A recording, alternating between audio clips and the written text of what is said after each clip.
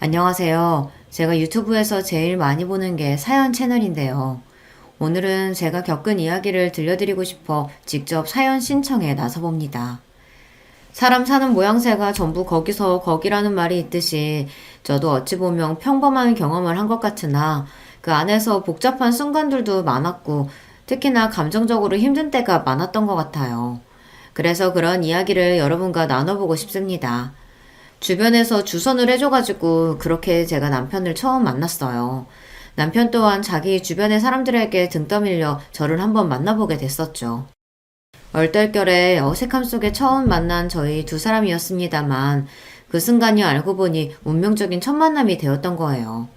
서로 어색해서 할 말도 찾지 못하고서 마주보고 앉아 있었던 저희 두 사람이 그로부터 2년 뒤에 결혼식을 올렸으니 말입니다. 남녀의 인연이란 어떻게 흘러갈지 모르는 법이네요. 결혼하고 나서 처음 3년간은 정말 힘들었었는데 다름 아닌 시댁 사람들 때문에 그랬어요. 작은 방이 한 칸 딸려있는 신혼집은 시댁과 아주 가까이에 있었는데요. 결혼하던 당시에는 이것에 대해서 별 생각이 안 들었던 저였는데 불과 2달 정도가 지났을 때 제대로 실수했다는 생각이 확 들더라고요. 결혼하기 이전에는 미처 몰랐어요. 시어머니며 시누이들이 그렇게나 성격들이 하나같이 고약하고 뒷얘기하는 것들을 좋아하고 사람 하나를 들들 볶으며 괴롭히는 것을 잘하는 인물들인지 제가 상상도 못했으니까 용감하게 시댁 근처에 살았던 거겠죠. 그때 주변에서는 저를 향해서 원래 시댁이라는 것이 그런 거니까 며느리로서 참고 사는 수밖에 없다고 말을 해줬었는데요. 지금 생각하면 그저 쓴웃음이 지어질 따름입니다. 그딴 헛소리도 조언이랍시고 제가 새겨 듣고서 꾹 참고 살았던 게 너무 어리석었던 것 같아요. 시댁 사람들 때문에 받는 스트레스가 오죽 심했으면 제가 월경이 드문드문하며 끊기다시피 했었습니다. 여자들이라면 한 달을 주기로 월경이 시작돼야 정상인 것이잖아요.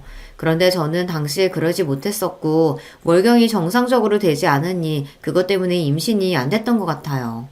그때는 그저 몸이 좀 안 좋아서 월경이 불규칙한 줄만 알았는데 나중에 되어서야 극심한 스트레스를 받았던 게 원인이라는 것을 알고 얼마나 원통했는지 모릅니다.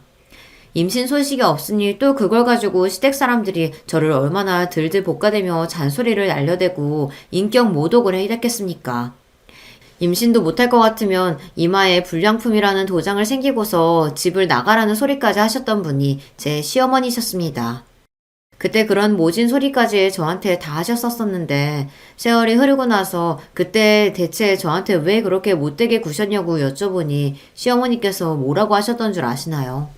이렇게 딱 한마디 하시더라고요. 내가 언제 그랬니? 당신은 결코 그러신 적이 없다며 딱 잡아떼시는 것에 제가 말문이 턱 막혔었네요.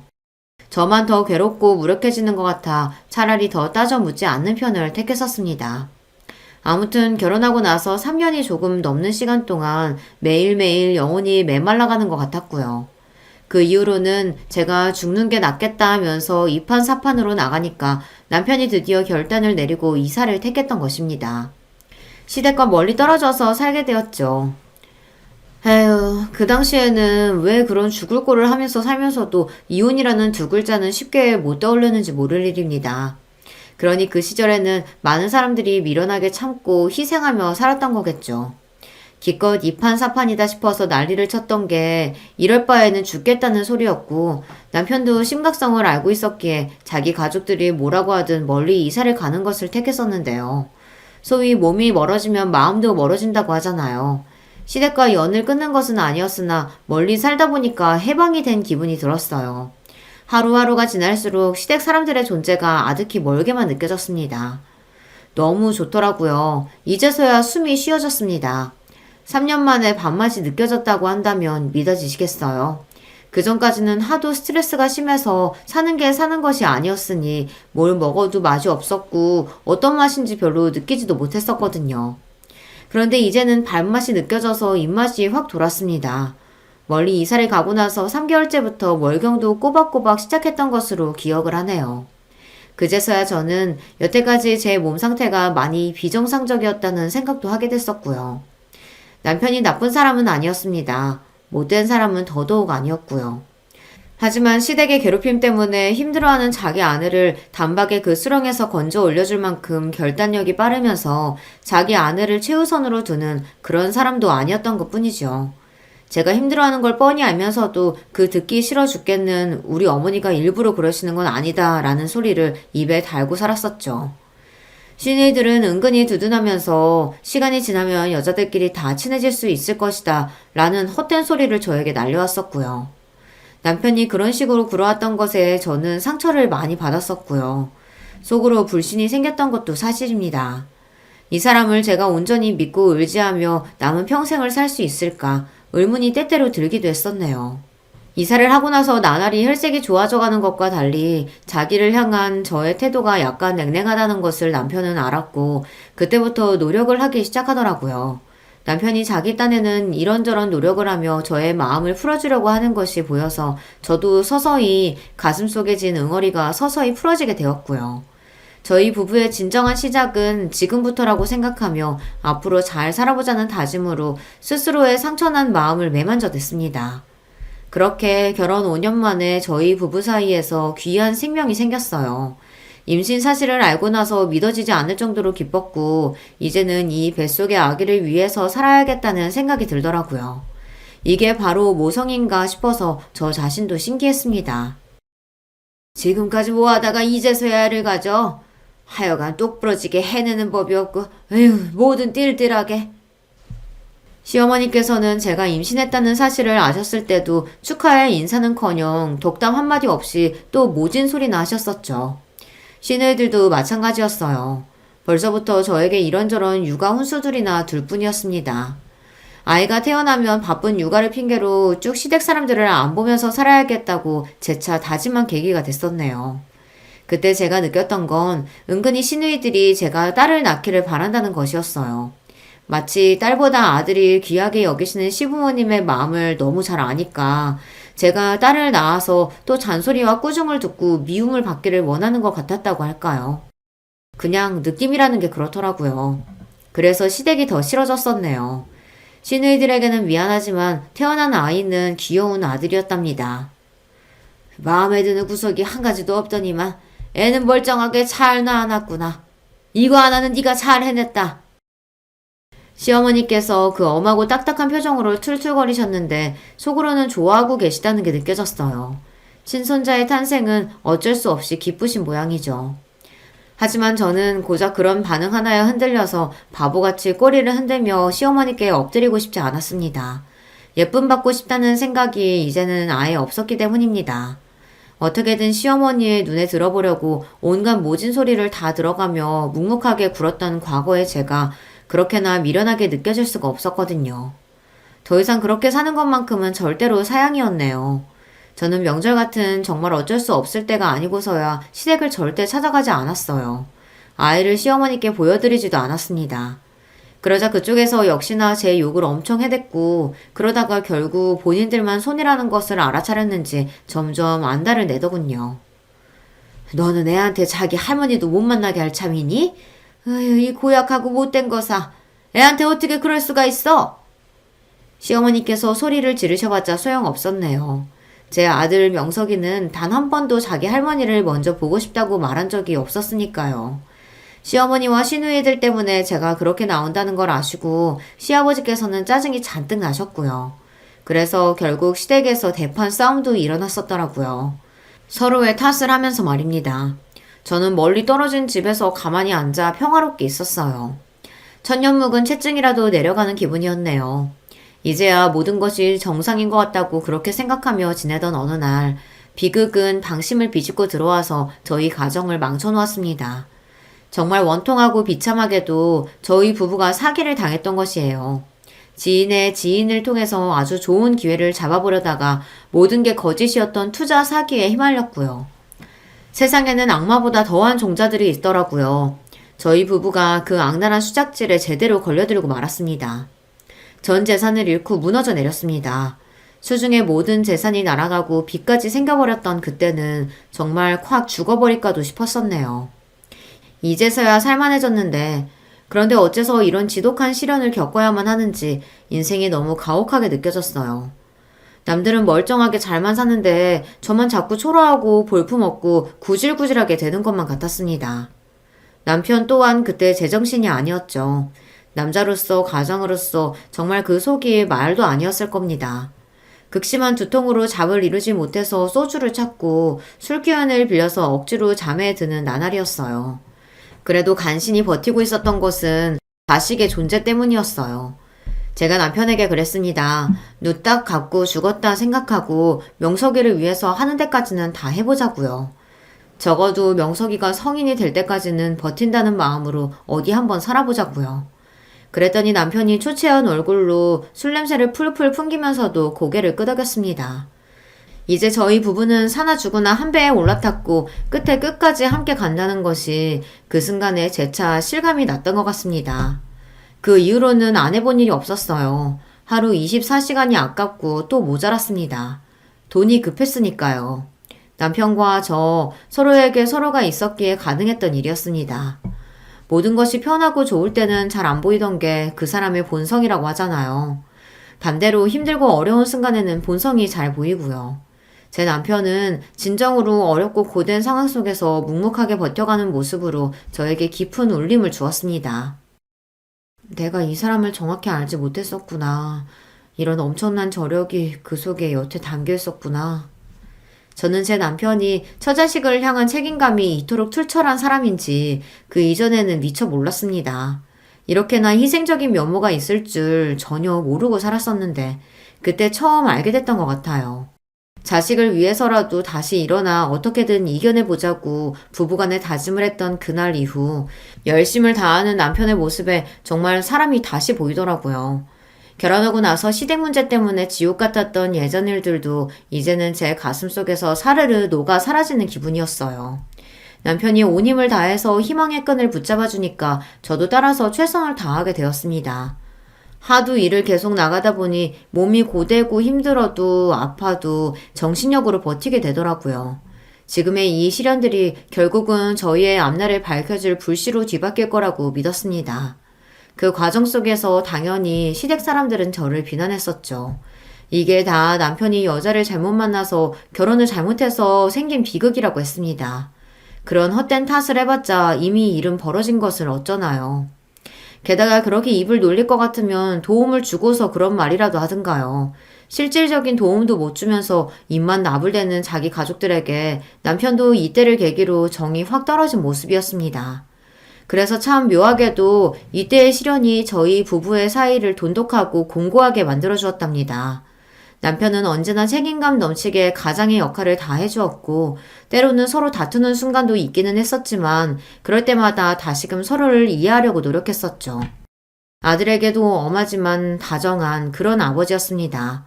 자그마치 10년을 죽어라 일을 이를 악물고 살았더니 비로소 밝은 빛이 보이더군요. 그때부터는 힘들어지기 이전보다 더 잘 살기 시작했어요. 돈 때문에 서러운 게 이제는 너무 지긋지긋해서 남편과 깊은 상의 끝에 아담한 건물 한 채를 사들이는 과감한 투자를 했었는데 그게 최고의 선택이었습니다. 시간이 지날수록 그야말로 윤택한 생활이 저희 가족 앞에 펼쳐졌어요. 저에게 온갖 모진 언행을 일삼으셔 놓고서는 그런 적 없다며 딱 잡아떼기까지 하셨던 시어머니께선 이제 당신의 태도를 완전히 바꿔서 내가 미안하다 이렇게 사과를 하셨습니다. 제가 그 사과를 받아들이기는 했습니다만 그렇다고 해서 고부간에 이제 다정다감히 잘 지내보자는 뜻은 아니었으니까요. 선이 그어져 있는 그 모습 그대로 쭉 지냈네요. 시누이들은 저에게 평생 싸가지 없다고 그랬고 시어머니께서는 저에게 아들도 빼앗기고 손자도 빼앗겼다고 하셨습니다. 실컷 한탄하라고 냅두었네요. 이제 와서 뭐가 특별히 바뀐답니까? 지독해도 힘들었던 그 어두운 긴 터널을 저희 부부가 죽을 힘을 다해서 지나는 동안 한 번도 도움의 손길을 내민 적 없으시면서 이제 와서 우는 소리를 하셔봤자 하나도 와닿지가 않았네요. 시아버지께서는 제 아들 명석이가 고등학교 3학년 수험 생활을 하고 있었을 때 폐암으로 이미 돌아가신 바였고 시어머니께서는 그 이후로 딱 10년이 지났을 때 처음 치매 판정을 받으셨습니다. 그렇게 자기들끼리 똘똘 뭉쳐서 편을 먹고 저를 한마음 한뜻으로 괴롭히며 서로 한 몸처럼 지낼 때는 언제고 시어머니께서 편찮아지시자 시누이들은 서로에게 책임을 전가하며 서로가 모시지 않으려고 난리도 아니었어요. 보기 좋은 광경은 아니었기에 제 인상이 저절로 찌푸려졌던 순간이었습니다. 남편 또한 한숨이 가득했죠. 너무나도 비통한 사실은 그 시기에 남편이 투병 중이었다는 것입니다. 처음에는 어떤 병원을 가도 무슨 약을 먹어도 몸이 아픈 그 특정한 증상이 나아지지 않아 희귀병인가 의심을 하기도 했었는데 알고 보니까 암이었더라고요. 암인데 그럴 수도 있다는 것이었더라고요. 기가 막혔습니다. 정말 허무하고 어이가 없어서 남편하고 서로를 바라보며 울며 웃었던 것 같아요. 그래도 서로의 손을 꼭 붙잡으면서 이 시련 또한 이겨낼 것임을 믿어 의심치 않았습니다. 지금까지 모든 시련을 넘어왔으니까 이번에도 그럴 것이라고 생각했던 거예요. 감사하게도 치료 과정에 있어서 머뭇거릴 필요가 없을 정도로 경제력은 있었으므로 치료에만 집중하고 결과를 기다리면 되는 일이었습니다. 때로는 희망이 앞섰다가 다시 때로는 절망으로 뒤덮이는 나날의 연속이었습니다. 그러기를 4년, 남편은 끝내 눈을 감았습니다. 그제서야 남편의 지난 인생을 저는 되돌아보게 되었어요.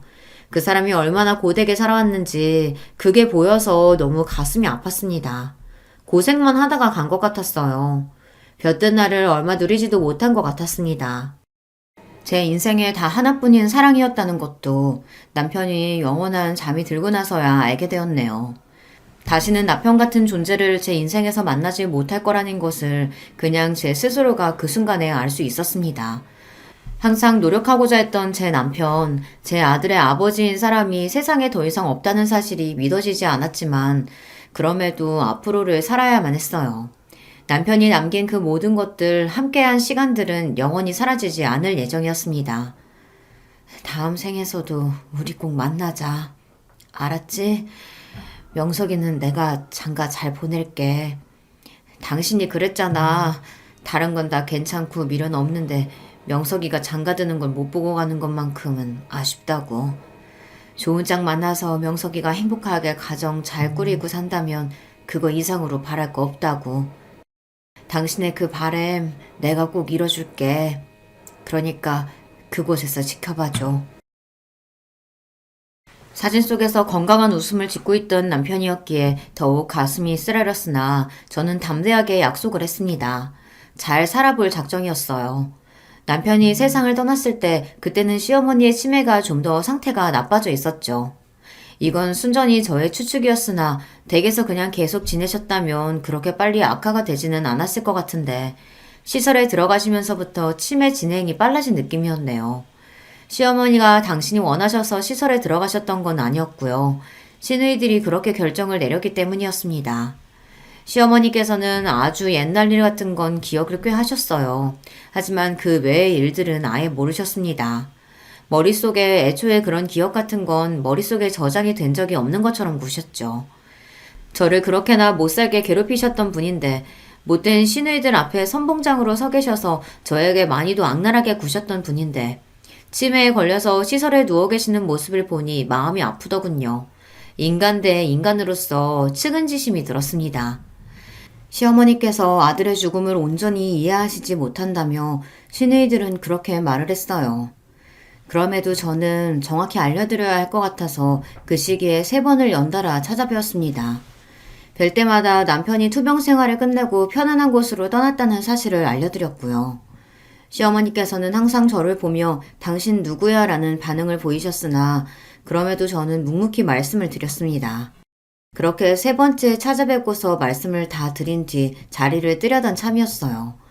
마치 제가 3번만 딱 찾아뵐 것을 계획했다는 걸 알기라도 하신 것처럼 저를 붙잡으며 이렇게 말씀해 주시더군요.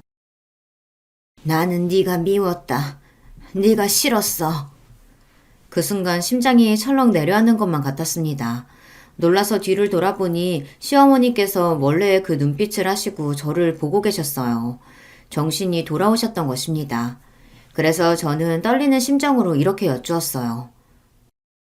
제가 뭘 했다고 그렇게나 미워하셨나요? 저의 어떤 점이 그렇게나 싫으셨어요? 그냥 다 마음에 안 들었어. 그러셨겠죠.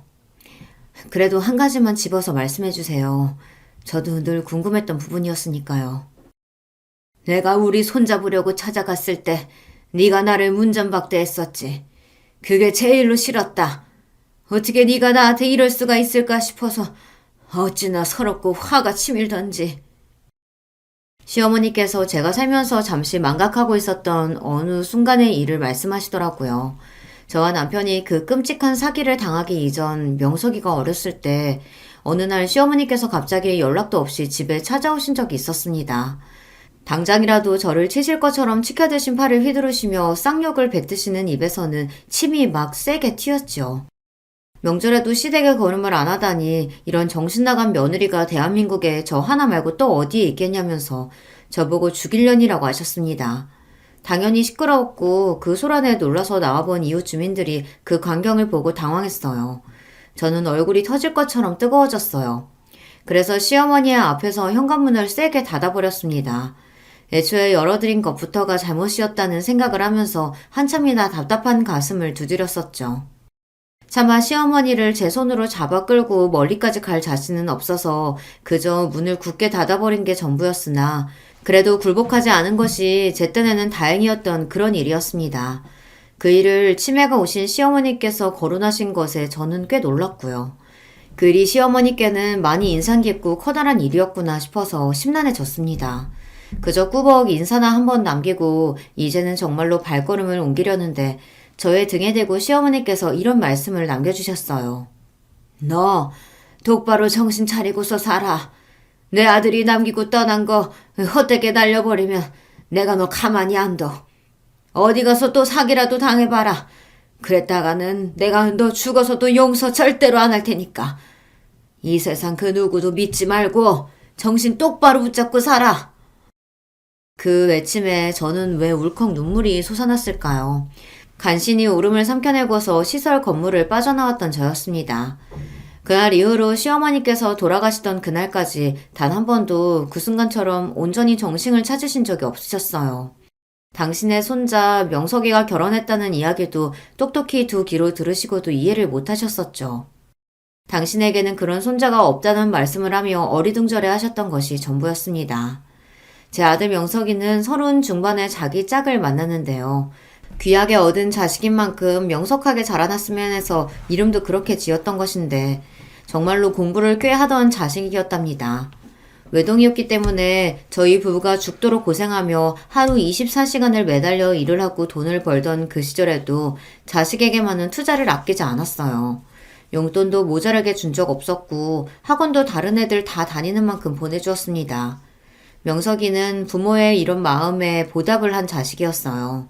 학창시절 내내 준수한 성적을 유지했었어요. 하필이면 수능시험에서 조금 미끄러지는 바람에 본 실력을 발휘 못해서 아쉬운 성적이 나왔었으나 명석이가 재수생활은 상상만 해도 우울하고 힘들어서 자신이 없다고 하였어요. 그래서 그냥 나온 성적대로 맞춰서 대학을 갔습니다. 그래도 제법 알아주는 대학교였고요. 직장은 대학을 졸업하고 나서 어느 중소기업에 들어갔는데 그곳에서 2년 3개월을 근무한 뒤 이직을 했어요. 다니던 곳보다 훨씬 좋은 것이었고요. 이때 얼마나 기뻤던지 모릅니다. 제 배로 낳은 제 아들이지만 정말 너무나도 잘났고 너무나도 대견한 점이 투성이었던 것 같네요. 어쩜 이런 잘난 아들이 있을까 싶었어요. 명석이가 성격이 어려서부터 조용한 편이었죠. 외동인데다가 부모님이 돈 버느라 눈꽃을 새 없이 바빠서 그래서 사교성이 좀 부족한 걸까 싶어 내심 미안하기도 했었습니다. 제 눈에는 뭐 하나 빠지는 것이 없는 명석이로부터 여자친구가 있다는 소리를 통 못 들어본 것이 숫기 없는 성격 때문인 건가 싶었던 것이죠. 남편의 투병 생활로 정신이 쏙 빠져 지냈던 몇 년이었고 남편이 떠나고 나니까 아들의 결혼 문제가 제 마음에 자꾸만 걸리더라고요. 홍기가 찬 자식을 두신 분들이라면 다 아실 거라고 믿어요. 겉으로는 아무렇지 않은 척해도 속으로는 항상 자식 결혼 문제를 신경 쓰고 있죠. 주변에 어디 누구네 자식이 결혼한다고 그런 이야기라도 들려오면 입맛이 썩고요. 다른 누구네가 손주를 봤다는 그런 이야기가 들려오면 그때도 마음이 괜히 복잡해졌습니다. 뭐든 잘 해내는 똑똑한 아들 명석이를 믿고서 제가 굳이 퇴근을 안 하고서 기다려 주었어요. 명석이는 자기 성격상 맞선을 본다거나 하는 건 너무 부끄럽고 어색해서 싫다고 하더라고요. 그렇게 숫기가 없는데 그런 맞선을 안 통하고서 여자를 어떻게 만날 생각이냐고. 그렇게 묻고 싶은 것이 본심이었으나 한숨으로 대체를 하고서는 기다렸던 것인데요. 역시나 제 아들이었습니다. 제 걱정이 무색하게도 알아서 며느리감을 척 데려오더군요. 무척 반가운 심정이었습니다만 금세 저는 떨떠름해졌던 것이 사실입니다. 왜냐하면 며느리가 제 아들보다 딱 한 살 아래였는데요. 남녀가 차별이 없는 쪽으로 나아가는 사회라고 하니 저는 여자가 나이가 많다느니 하는 걸로 트집 잡을 생각은 없었습니다. 그런데 마음에 걸리는 것은 며느리가 이혼 가정의 자식이라는 사실이었습니다. 양친이 일찍 결혼을 하시는 바람에 며느리는 이도저도 아니게 방치되어 엄청 고생을 하면서 살았다고 하더라고요. 그러느라 20대 때는 결혼도 꿈도 못 꾸며 열심히 돈 벌고 먹고 살기 바빴다고 했습니다. 30대로 접어들고 나서야 숨통이 트이고 살만해졌다고 그러던 며느리가 대견해 보이고 기특하기 짝이 없었으나 그건 남의 일일 때의 이야기였지 왜 하필이면 내 아들이 이런 여자와 결혼하겠다는 걸까 싶어 속이 상했던 게 본심이었어요. 이왕이면 평범한 정말 화목한 가정에서 자란 여자하고 만나서 명석이가 그렇게 살기를 바랬거든요. 그런데 왜 우여곡절이 많은 인생을 살아온 그런 여자하고 하필 결혼을 하겠다는 것인지 솔직히 말해서 착잡했습니다. 차마 반대는 못하겠고 그렇다고 해서 차마 흔쾌히 허락과 축하는 못해주겠고 그래서 제가 기껏 뱉었던 소리가 결혼은 신중해야 한다는 이야기였어요. 돌려서 표현을 했던 것인데요. 그 소리를 듣고서 아들이 생각이 많은 얼굴이 되었습니다. 하지만 며칠 뒤 저는 굳게 다짐한 얼굴을 마주할 수 있었는데요. 그 얼굴의 주인공은 제 아들이 아니라 제 며느리였습니다. 어머님, 제가 마음에 안 드시는 것 저도 잘 알아요. 사실 저는 부모님이 이혼하셨다는 것 말고도 다른 게 있는 사람이거든요. 제가 학창 시절에 몇 가지 일도 좀 있었고요. 한번 들어보실래요? 허심탄회하게 다 말씀드리고 저라는 사람을 똑바로 보여드리고 싶습니다.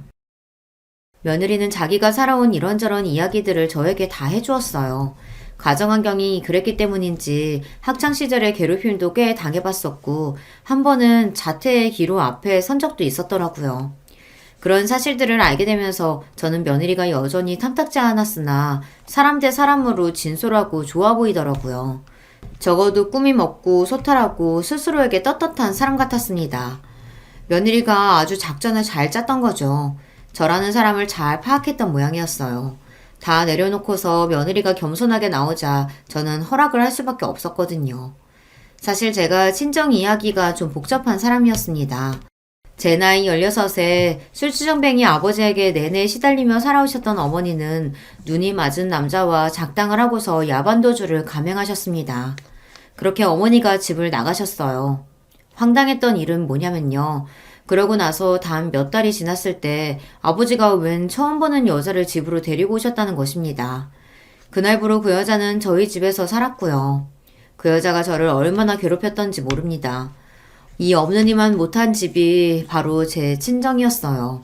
제가 정상적이지 못한 관계인 부모 아래서 온전한 가정 환경을 누려보지 못했던 경우였기 때문에 며느리가 처음에 약간은 못마땅했던 것이었습니다. 대신에 제가 또 임신을 결혼해서 늦게 한 경우였기 때문에 이 부분에서는 며느리를 후하게 이해해 줄 수 있었죠. 나이를 봤을 때 제 아들이나 며느리나 둘 다 쉬는 날 길게 즐길 것 없이 얼른 아이를 갖는 게 맞아 보였지만 소식이라는 게 빨리 들려오지 않더군요. 결혼 1주년 결혼 기념일이라면서 둘이 아기자기하게 파티를 하면서 놀았다는 이야기를 전하면서 며느리는 조금 풀이 죽은 목소리로 이렇게 덧붙였습니다. 슬슬 어머님께 좋은 소식 들려드려야 하는데 면목이 없네요. 아이고 아니다. 그런 소리 할 거 없어. 마음 조급하게 하지 말고 때 되면 자연스럽게 생길 거니까 전혀 부담 갖지 마라. 알았지? 네 어머님. 그렇게 말씀해 주셔서 정말 감사해요. 임신 문제로 헤어난 며느리가 조바심을 내며 스트레스를 받을까봐 그럴 필요가 전혀 없다고 저는 딱 잘라 말해줬었죠. 이건 진심이었습니다. 제가 그 과정을 다 지나왔던 장본인이었으니 며느리가 부디 부담 가지지 말고 편하게 지냈으면 싶었네요. 저는 시댁 때문에 너무나도 고통스러웠던 사람이었기에 제가 그런 걸 답습하고 싶지 않았습니다. 그래서 며느리에게 저는 일절 안부 전화 한 통을 강요한 적이 없었습니다. 둘이 지내기에도 바쁘고 시간이 부족할 텐데 저까지 챙기는 것은 제 스스로 바라지도 않았었네요. 사람이 누울 자리를 보고 발을 뻗는다고 하잖아요. 잘해주면 만만하게 보는 것이 사람 심리라고도 하고요. 그래서인지 제가 며느리에게 아무 간섭도 안 하고 배려만 해주니까 주변에서는 이런 저를 보면서 걱정된다는 소리를 했습니다. 제가 너무 잘해주고 풀어주니까 며느리가 시어머니의 존재를 우습게 알 것이 분명하다고 다들 그러더라고요. 하지만 저는 그건 잘 모르는 사람들의 오지랖이라고 여겼습니다. 왜냐하면 제가 배려를 해줄수록 며느리는 저에게 잘했기 때문이에요. 제 아들 명석이가 살가운 성격과는 거리가 멀었기 때문에 저는 마치 딸 같은 존재가 생겨 며느리에게 시간이 지날수록 고마워졌답니다. 늘 최선을 다해 저를 존경하고 신경 써주는 모습이 보였고 며느리로서의 도리를 다하려는 그 모습은 진지해 보여서 진심인 것만 같았습니다. 저는 며느리가 정말 좋은 사람이라는 것을 인정할 수밖에 없었고 계속해서 임신 소식은 없었습니다만 젊은 사람들이 점차 결혼조차 안 하게 되는 것이 사회 문제라고 하는데 아이가 없으면 뭐 어떨까. 부부간에 자기들끼리 사이좋게 행복하게 잘 살면 된 것이지 싶은 생각이 들더라고요. 사람이 가진 과거와 상관없이 그 사람의 현재와 진심이 가장 중요하다는 것을 알게 된 나날이었습니다. 명석이가 결혼하는 걸 보지 못하고 떠났던 남편이 저 멀리 하늘에서 지켜보고 아마 흐뭇해하고 있을 거라고 제 멋대로 그렇게 생각을 했었네요. 사실 남편을 떠나보낸 이후에 제 마음은 계속해서 텅 비어 있었습니다. 저도 그렇게나 후유증이 길게 갈 줄은 몰랐던 것 같아요. 시간이 지나면 허한 기분이 가실 거라고 여겼었는데 그러기는커녕 오히려 더 쓸쓸한 기분만 들더라고요. 제가 기댈 만한 친정 식구도 마땅하지 않았었기 때문에 더욱 남편이라는 존재가 커다랬었나 봐요. 함께 온갖 역경과 고난을 이겨냈었고 희노애락을 같이 지내왔었으니 제 유일한 인생의 동반자였는데 빈자리가 커도 너무나 컸습니다. 주변에는 일부러 아무렇지 않은 척 혼자 즐겁게 사는 척 했으나 마음속은 항상 쓸쓸했었네요. 며느리가 저를 챙겨주며 애교 섞인 문자를 보내주고 때때로 먼저 전화를 걸어주고 안부를 이것저것 물어주는 순간들이 그나마 활력이 돌고 위안이 되었습니다. 그러면서 자연스레 깨달았던 점은 제가 이제 나이도 적지 않은데 앞으로 믿고 의지할 수 있는 것은 오로지 자식 부부라는 사실이었어요. 그런 걸 느끼고 있던 무렵 아들과 며느리가 재산 이야기를 꺼냈습니다. 어차피 나중에 재산을 아들한테 물려주게 될 텐데 차라리 지금 빨리 재산을 주는 게 낫지 않겠냐는 소리였어요.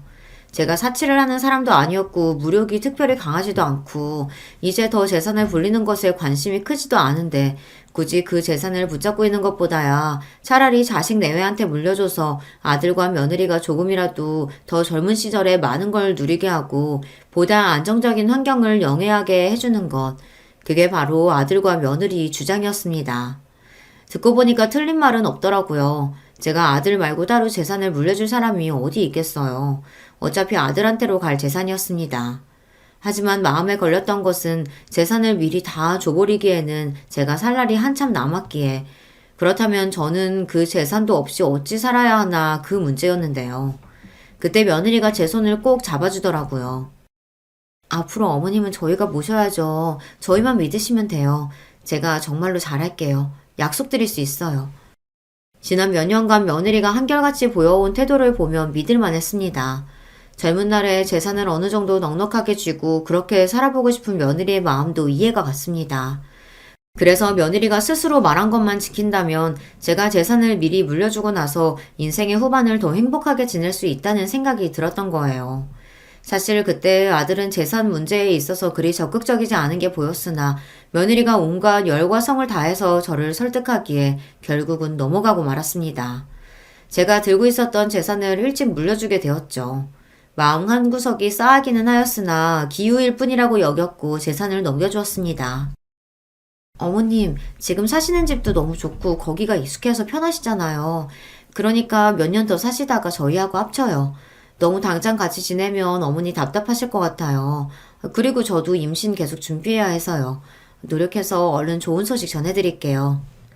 같이 사는 문제는 천천히 진행이 되겠지 싶었는데 며느리가 대뜸 먼저 그런 소리를 해왔습니다. 약간 섭섭하기도 했으나 임신 준비에 집중을 한다는 게 납득이 갔어요.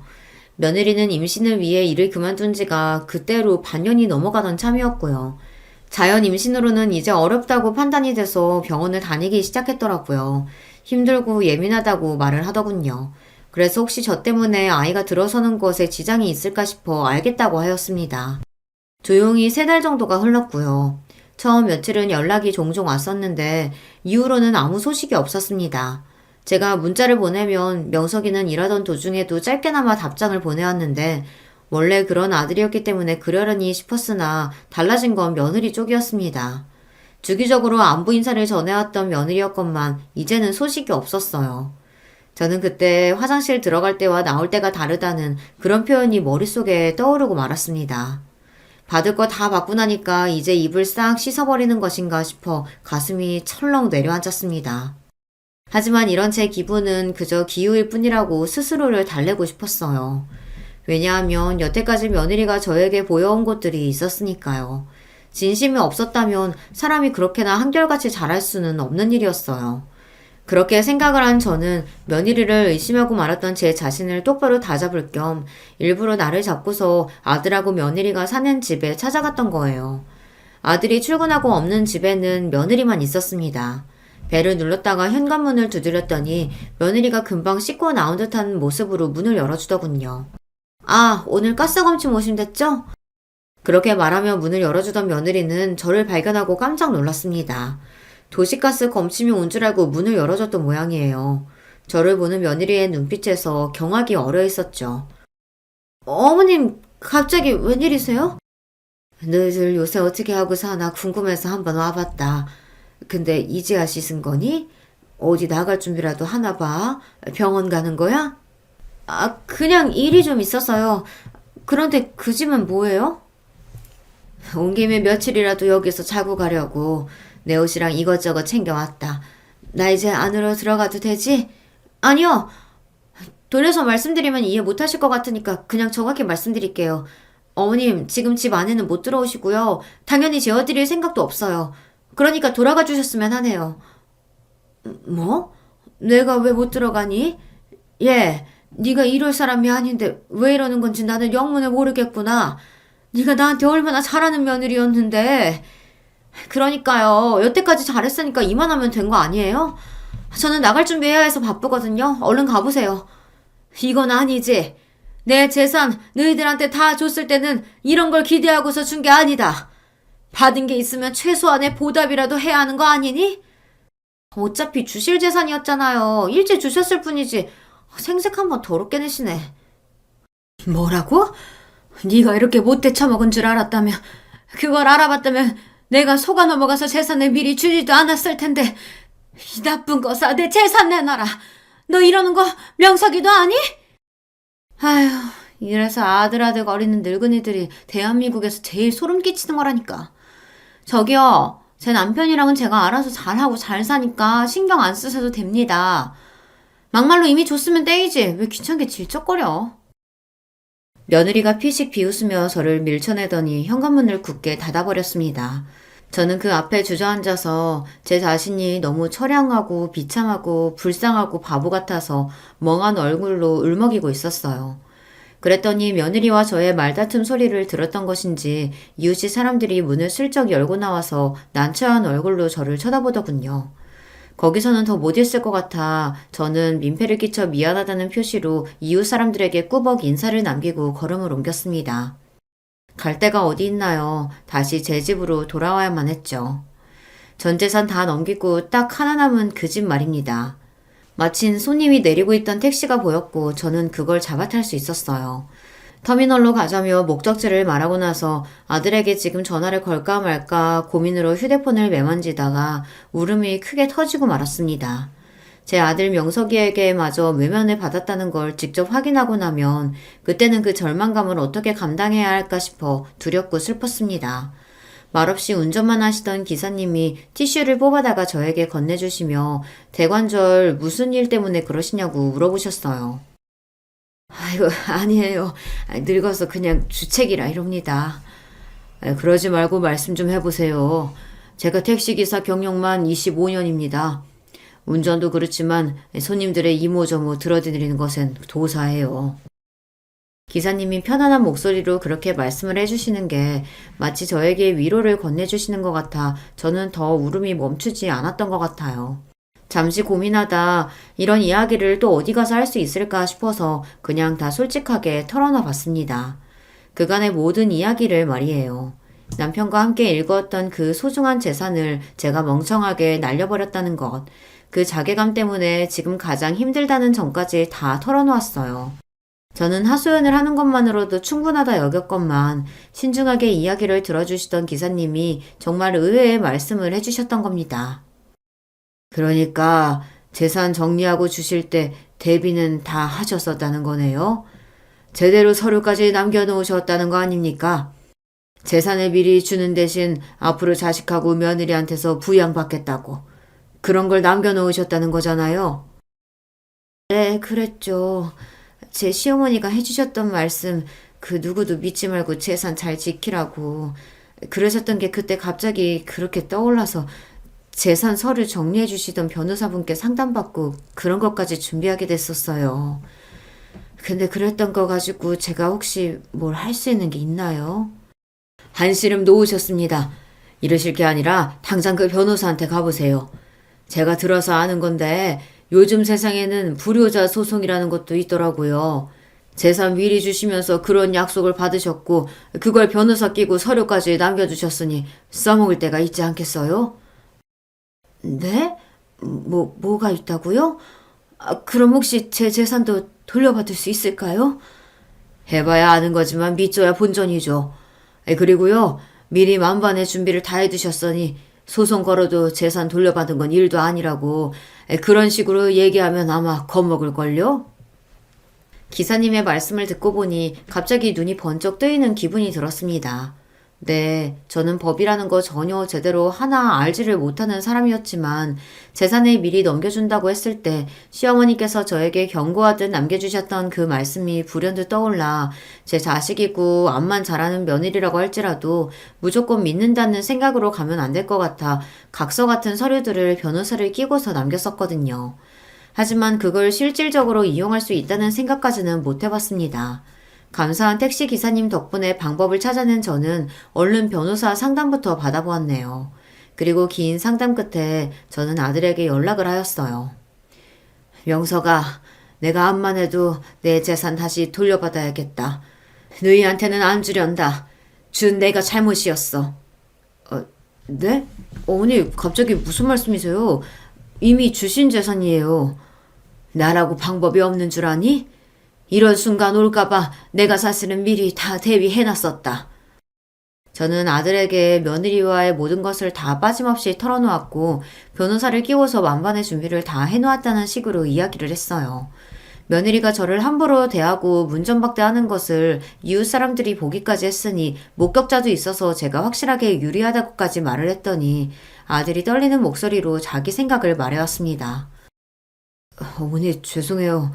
그 사람이 설마 그렇게 굴었을 줄은 몰랐어요. 저한테는 그 사람이 다른 식으로 말을 전했었거든요.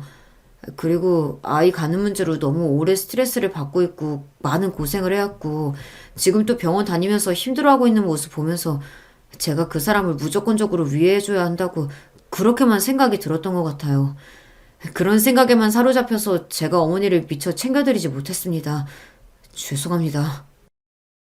아들이 말하기를 결혼하고 나서 1년여가 됐을 때부터 지금까지 쭉 며느리로부터 임신 문제로 너무 힘들다는 투정을 듣고 있다고 했습니다. 점점 더 아들은 본인이 며느리 앞에서 죄인이 되어가는 기분이었다고 했어요. 두 사람의 관계에서 확실히 며느리가 우위였다는 것이 보이더군요. 저는 며느리가 이중적인 모습을 가지고 있을 뿐만 아니라 계산적이고 교활하다고 생각했어요. 그걸 정확히 아들에게 말해주면서 마지막 기회를 줄 테니 당장 며느리와 이혼하라고 했습니다.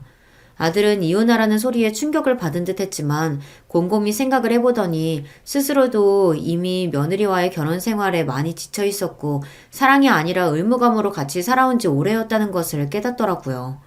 정신을 차린 아들은 이름 따라서 명석함을 그제야 드러냈습니다. 며느리와 이혼을 했거든요. 며느리가 저에게 한 언행, 그리고 지금까지 아들에게 하나부터 열까지 모든 일을 탓을 돌리며 정신적으로 힘들게 만들고 일하고 있는 사람한테도 시도 때도 없이 문자와 전화를 하고 근거 없이 여자가 있냐며 사람을 몰아가고 의심하며 죄인으로 만들고 그러면서 최종적으로 스스로를 우위에 올려놓았던 며느리의 지난 만행을 아들이 차곡차곡 정리해 그걸 토대로 이혼을 이끌어냈습니다. 어머님, 저 너무 억울해요. 임신이 자꾸 안 되니까 스트레스가 너무 심해서 그랬던 것 뿐이에요. 어머님을 저버린 적도 없었어요. 그건 제가 그런 게 아니라 잠깐 정신이 나갔을 때 벌어진 일이에요. 저는 그럴 생각 없었어요. 뒤늦게 며느리가 제 앞에서 눈물쇼를 벌이며 사죄를 했으나 저는 싱거운 웃음 한 번으로 무시를 해줬답니다. 더 이상은 속아 넘어갈 생각이 없었네요. 끝내 이혼이라는 결과표를 받아들게 된 며느리는 모든 게 끝나자 다시 본색을 잠깐 드러내기도 했었죠. 괜히 잘못 삐끗했다가 재산 주고 편하게 살 수 있었던 인생을 날려버렸다고 그런 말을 하며 울부짖었다는 소문입니다. 저는 택시기사님께 받아놨던 명함의 번호로 연락을 드려 감사 인사를 전했었고 약소하지만 살해도 했었네요. 그 이후로 저는 아들에게서 재산을 찾아오지는 않았지만 아무 불안도 없었어요. 아들이 모든 걸 저에게 다 열어놓고 살았거든요. 이제 결혼 생각은 없이 그냥 혼자 살겠다고 하던 아들은 이혼 2년 반 만에 지금의 짝을 만났답니다. 저의 귀여운 새 며느리예요. 아들보다 1급살 아래인데 새며느리 쪽에서 먼저 제 아들한테 홀딱 반해서 쫓아다녔지 뭔가요. 사돈 내외도 제가 만나보니까 너무 좋으신 분들이라 제가 당장에 아들한테 적극적으로 재혼을 추천하기도 했었고요. 둘이 살림을 차리자마자 금세 임신 소식이 들려오더니 저에게 어여쁜 손녀를 안겨주었답니다. 지금은 바로 이런 게 사는 맛이구나 싶어서 행복한 나날이에요. 안녕하세요. 솔직히 안 좋은 일을 겪고 안녕한 기분은 아니지만 제 자신을 위해서 좀 정리하고자 사연을 보내봅니다. 저는 40대 주부이고요. 솔직히 아무것도 준비되지 않은 상태에서 이런 일을 경험하게 되니 뭘 어떻게 하면 좋을지 모르겠어요. 하소연 반 SOS를 치는 기분으로 이렇게 제 경험담을 적어봅니다. 저는 4남매 중 차남인 집에 시집을 갔고 결혼할 무렵에 아주 덕성 있어 보이고 다정해 보이시는 시어머님, 아버님을 만나 큰 걱정 없이 살고 있었어요. 가장 먼저 결혼한 우리 부부에게 멀쩡한 집을 사주셨고 그 뒤로 아주버님, 시누이, 서방님까지 이어서 결혼 행렬이 쭉 이어졌답니다. 헌데 이 무렵에는 우리 어머니도 줄줄이 자식들을 결혼시키다 보니 내내 웃는 얼굴로 사람을 대하셔야 했던가 봐요. 시간이 지나면서 모든 게 안정되고 본인이 원하는 걸 다 이루시고 나니 조금씩 본연의 모습을 드러내시더군요. 그것도 가장 먼저 결혼한 저에게 말이에요. 예, 둘째야, 이번에 네가 좀 가족 모임도 열어보고 그래라. 말이 나왔으니 말이지. 자식인 넷인데 좀 자주 보고 그러면 좋지 않겠어? 그러라고 내가 집들도 다 가까이 사준 거 아니냐. 니네랑 큰애도 집도 위아래로 살게 했으니까 누구 집이든 좋으니 자주 좀 돌아가면서 보자고 좀 해봐라. 모임을요? 아, 어떤 모임이 하고 싶으신데 어머니? 근데 저는 아직 형님과도 말을 많이 못했고 그리고 동서랑도 어색해서요. 아가씨는 또 집이 멀리 있으신데 그렇게 자주 보기 쉬울까요? 제 말에 어머니는 왜 노력을 안 하냐는 투로 왜 가족을 위해 그냥 손 놓고 보고 있냐는 식으로 책망을 하시는 거예요. 뭐 이게 네가 할 일이 아니긴 하다만 그래도 큰애는 늦게 결혼했잖아. 사실상 네가 큰 며느리나 마찬가지 아니냐. 식구들이 이렇게 많아졌는데 자주자주 좀 봐야지. 그 말을 내 입으로 했다간 시집살이 한다는 말 나오고 다들 불편해지기만 하는 거야. 니네 집이건 우리 집이건 일주일에 한 번씩은 모여서 다들 얼굴 좀 보자고 해봐. 어머니의 이런 성화에 결국 저는 원치도 않는 모임 주도자가 되어 시댁 단톡방도 만들어야 하고 보통 골치 아픈 게 아니었어요. 어머니는 다른 며느리들 앞에서는 좋은 시어머니인 척하고 싶어 하셨고 저에겐 모든 욕바지를 시키신 셈이었답니다. 이 부분에 대해 제가 조금 싫은 내색을 했더니 곧장 이런 식으로 나오시는 거예요. 좀 치사하더라고요. 예, 사실상 그 건물 니네가 먼저 들어가게 해줬으면 나는 거의 모든 책임을 너한테 맡긴 셈이야. 그러면 감사한 줄 알고 네가 다른 가족들 관리도 힘쓸 줄 알아야지. 하여간 너도 너지만 막내네도 그렇고 왜 시댁에서 이렇게 배려해주며 고마운 줄을 모르니? 없는 집 며느리들 들여다가 이만한 집에 살게 해주면 100번 절을 해도 모자란 거야. 나 같은 시어머니가 어디 있어? 저는 어머니의 말에 똑같이 대답하고 싶었어요. 세상에 많은 시어머니 짓 하는 시어머니들은 다 어머니처럼 말씀하신다고 말이에요. 아무튼 입은 쑥 다물고 그럭저럭 그 망할 놈의 시댁 단톡방을 운영해봤는데요. 역시 제가 예상한 그대로였어요. 다들 분위기가 안 좋아지고 누구 하나 모이고 싶어 하지 않더라고요. 게다가 자세한 내막은 모르겠으나 형님이나 동서 모두 각각 우리 어머니와 좋지 않은 감정이 있는 듯 했어요. 그거야 결혼하는 과정에서 1대1 관계로 부딪히는 내용이니 저도 알 리가 없었죠. 아무튼 다들 불만이 많더라고요. 큰 동서는 왜 이런 모임을 자주 주도하는 거야? 동서 생각인 거야? 아니, 나보다 먼저 결혼했고 어머니랑 사이 좋은 건 알겠어. 그럼 자기만 자주 만나. 나는 일주일에 한 번씩 시댁 가고 그런 생각은 못해. 우리는 우리 생활도 없어? 이렇게 직설적으로 며느리들 단톡방에서 말씀을 하시니 저도 움찔해서 더 진도를 못 나가겠는 거예요.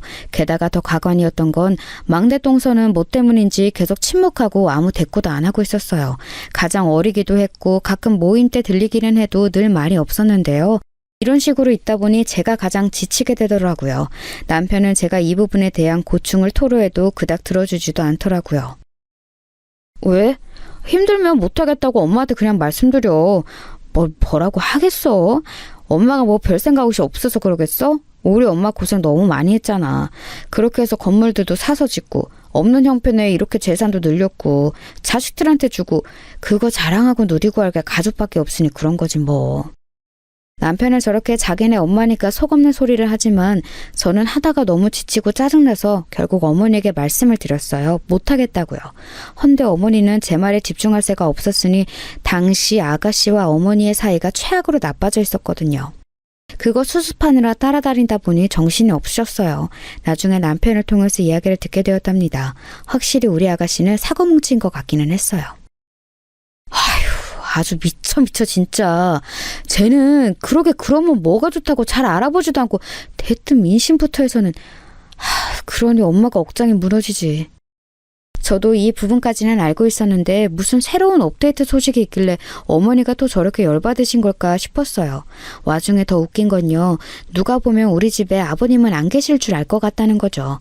집안의 정말 모든 대소사는 다 어머니가 이끌고 계시거든요. 이런 자잘한 문제부터 건물들과 재산, 노후에 관련된 다사다난한 내용들까지 다 감당하고 있는 건 어머니였어요. 아버님의 삶은 제 입으로 말하기 좀 그렇지만 너무 한량 그 자체의 삶이셨답니다. 소위 남자들이 그렇게 부러워한다는 셔터맨, 그런 인생을 살고 계신 분이었어요. 이러니 하나밖에 없는 딸이 사고를 쳐도 그런가 보다 하고 아들들이 주구장창 결혼을 해서 며느리감을 데려오고 집을 얻고 해도 본인 밥과 술만 보장되면 아무런 상관이 없는 분이었답니다. 남편은 이런 자기 엄마를 너무 안쓰러워했어요. 봐봐. 이 문제도 엄마 혼자 해결하고 있잖아. 엄마도 이 정도면 아빠를 놔두리던지. 나는 진짜 너무 답답해. 물론 다른 집처럼 막 심각하게 아버지들이 엄마를 괴롭히고 그런 건 아니지만 엄마 너무 고생해서 저렇게 혼자 나이 들어 보이고 악물고 사는 거 보면 속상하다니까. 남편 말 맞다나 어머니는 고생 대신 얻은 돈으로 많은 치장을 하고 계시지만 여실히 나이가 드러나는 외모이시긴 했어요. 그래서인지 늘 그 스트레스를 얼굴과 치장에 쏟아부으려고 하셨고 아버님과는 만났다 하면 으르렁거리면서 대체하셨고요. 상대적으로 본인에게 없는 평안한 부부 사이 그리고 명예, 남의 눈치 이런 것들에 매여 계시는 분이라서 어머니 비비를 맞춰드리는 건 정말 너무 괴로운 일이었답니다. 아무튼 아가씨 쪽으로 다시 돌아와 보자면 혼전 임신을 해서 살고는 있지만 본인 남편과 너무 안 맞아서 맨날 사내 안 사내 하며 싸우고 있다더라고요. 어머니는 그걸 말리려 쫓아다니느라고 제 얘기는 듣지도 않으셨고 그렇게 슬렁슬렁 모임 얘기는 넘어가게 되었답니다. 그리하여 시간이 한참 지나 명목이 분명하게 있는 아버님 생신이라 다들 모이게 되었답니다. 어머니는 본인 손으로 아버님 생신상을 차리기 싫다며 며느리들이 알아서 해줬으면 좋겠다고 하셨어요. 나는 네 시아버지 꼴도 보기 싫다. 그래도 모이긴 해야 하니까 우리 같이 얼굴 안 보고 사는 가족들이 어디 있어? 그 구실로 모이긴 하되 하나부터 10까지 니들한테 맡길게. 잘해오는 며느리한테 용돈 두둑히 줄 테니까 공짜 없이 제대로 쳐줄 테니까 좀 알아서들 해와봐.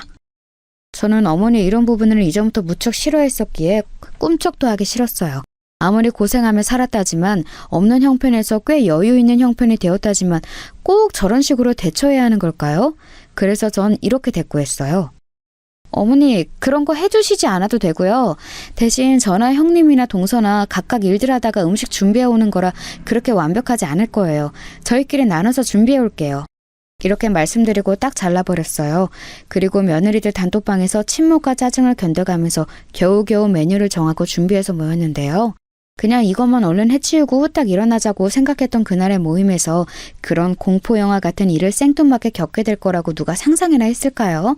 아니, 이 모든 일이 흘러가게 될 것을 알았던 사람은 마음이 편했을지도 모르겠네요. 이날의 일로 인해 우리 일동 모두 6개월간 죽도록 고통을 받았거든요.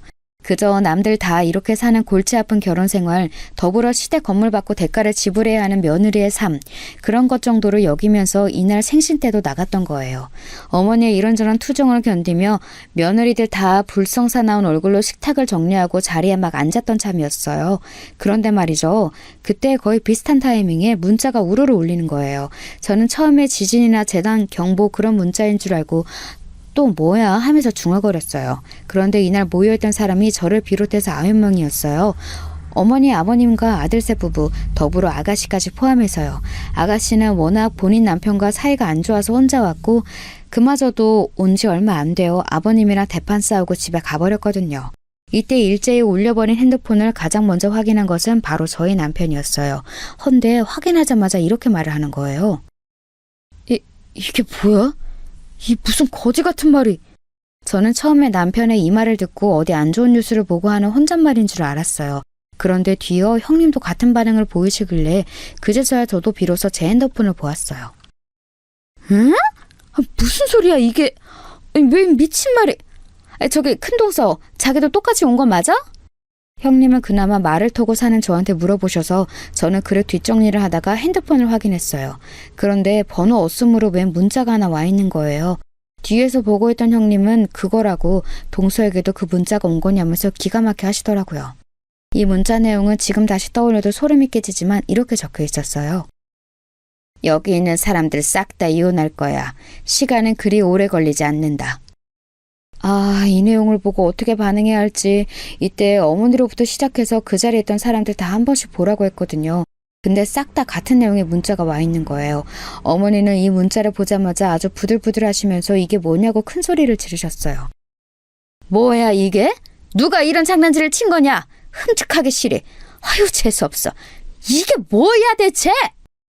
사실 이렇게 야단스럽게 소리치는 어머니를 보며 누구 하나 다를 것 없이 찜찜함을 느꼈기에 다들 침묵하고 있었어요. 하필이면 하나같이 무슨 재난 안전 문자 보내듯이 우리 가족 9명 모두에게 나란히 올 게 뭐냐고요. 저는 이런 문자는 생전 처음 받아와서 너무 당황스러웠고 한편으로는 무섭기까지 했었어요.